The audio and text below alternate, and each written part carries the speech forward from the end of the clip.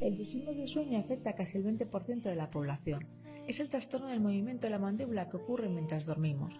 Puede ser rechinar o apretar los dientes. Las personas que lo padecen tienen más probabilidades de padecer otros trastornos del sueño como roncar, apneas, dolor de oído, incluso ansiedad, estrés y tensión.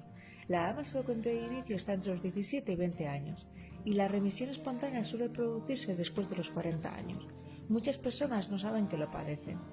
No hay un tratamiento específico, pero te damos una serie de recomendaciones. Comer alimentos blandos, evitar comer chicles, técnicas de relajación a nivel mandibular y terapia con un fisioterapeuta. Recuerda reducir el estrés, tu cuerpo te lo agradecerá.